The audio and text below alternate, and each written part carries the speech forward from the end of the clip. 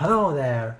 Have you ever... Screw this shit, let's get straight to the point. So, here's all the time codes as well as in the description, so you can skip parts you don't need. So you just install Vegas Pro and filmed your first video. First things first, drag and drop footage you'll be using most of the time and press OK button. Then go to File, Properties and disable resampling to avoid this blurry bullshit. And double amount of frames you already have. You need this to achieve smoother graphics and transitions. If it's already 50 FPS or more, don't bother, you're fine. Just keep in mind that most of the time you don't need more than 60, at least at the YouTube. If you use last version of Vegas, which you should, also change pixel format on 8-bit full range. It will help you to avoid a color loss while rendering in MP4. Now press Ctrl+S and save the file. And I beg you, develop a habit pressing Ctrl+S in every 10 seconds or so. Not literally, I mean after you're doing almost any change in your video. I'm telling you, it'll save you dozens of time.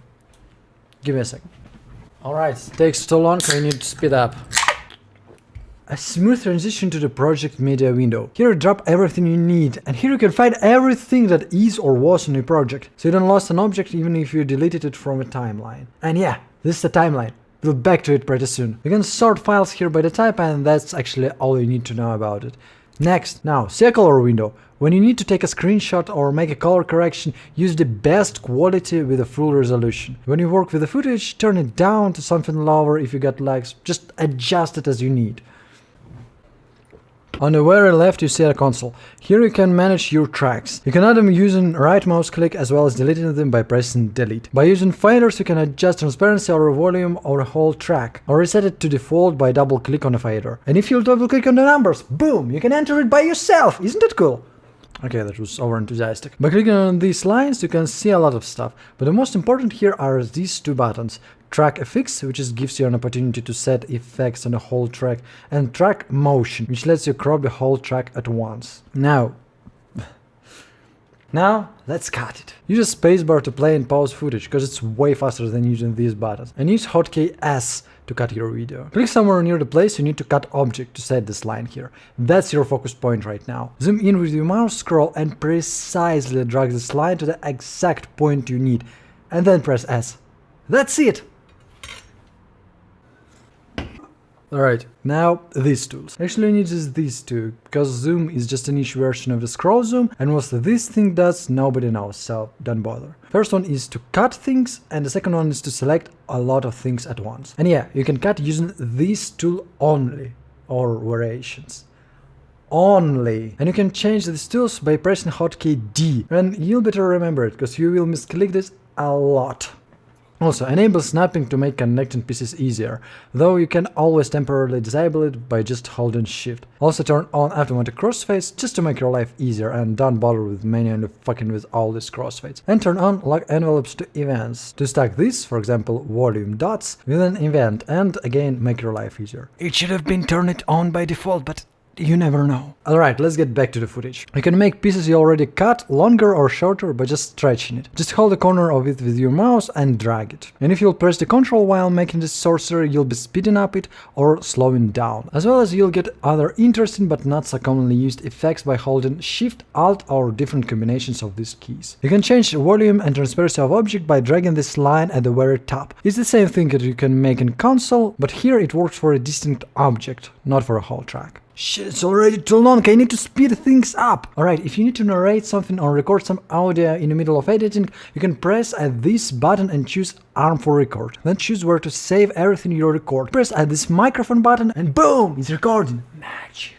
You can also press Ctrl+R combination to make a new audio channel and start recording instantly. You can also reverse your clip by simple right click, and the same goes if you need to combine or swap your audio channels. Anyways, let's talk about transitions. If you drag by these corners, you'll make a fade, which can be adjusted by swinging your mouse around and change the type by right mouse click on that. And if you click here, you can choose from a lot of transitions with different settings to adjust. Keep in mind that if you need to make a cross transition, you need to change a pre-transition of the second track, not the post transition of the first. And for the love of God, don't overuse it. Let's go to the crop settings. I'll make a more complex video about it in the future, but long story short. Here you can see a crop window where you can adjust things by dragging it and have some functions on the right click of the mouse. Restore resets everything you've done! Flips, flops. Match aspect makes the frame of this object exactly match to your project settings or to object settings. So just click on match output aspect to be able to use pictures on a whole frame. And you see these arrows. If you click on it, it'll let you move the frame either on X or Y axis, or let you move it freely. Be careful, it also affects the mask, which you need to activate before using by clicking here, and then you can set up any mask you want.